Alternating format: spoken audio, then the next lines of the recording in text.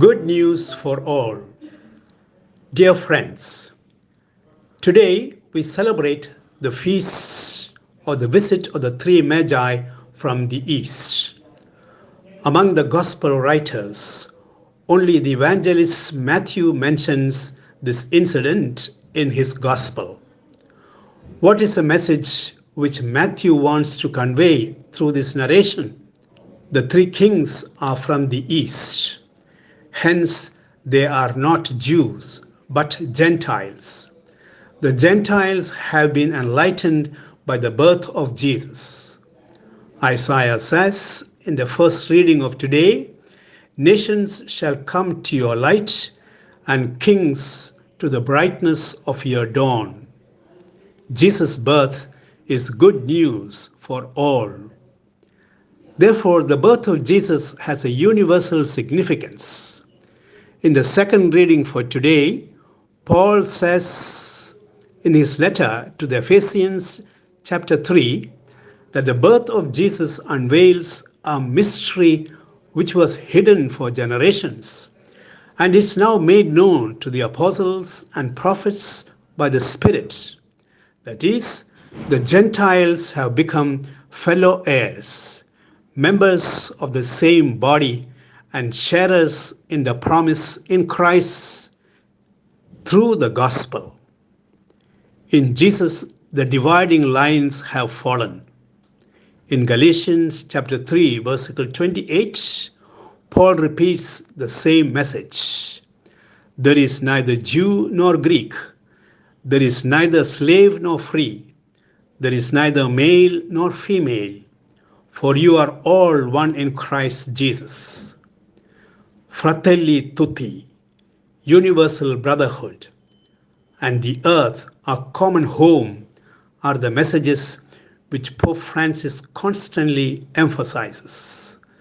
This is also the message of Christmas. Gospel of Matthew presents two groups of wise men.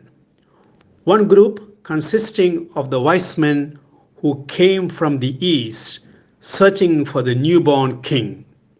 The other group who were present in the palace of Herod, whom Herod consulted regarding the birth of the Messiah. The wise men traveled long distances to see the newborn king.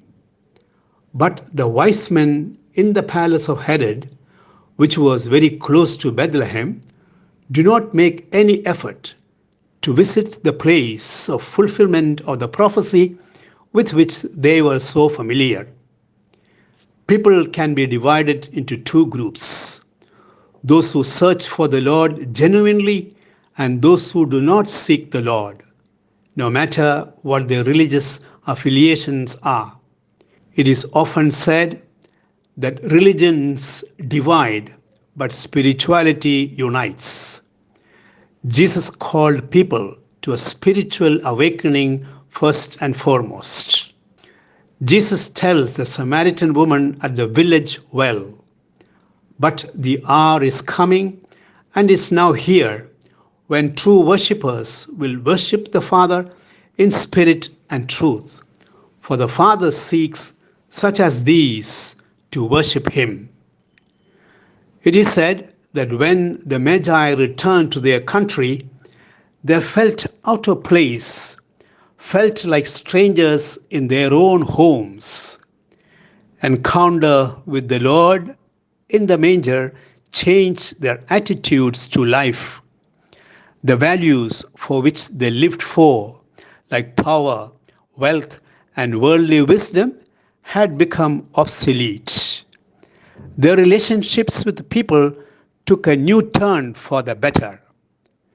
Encounter with the Lord transforms our lives.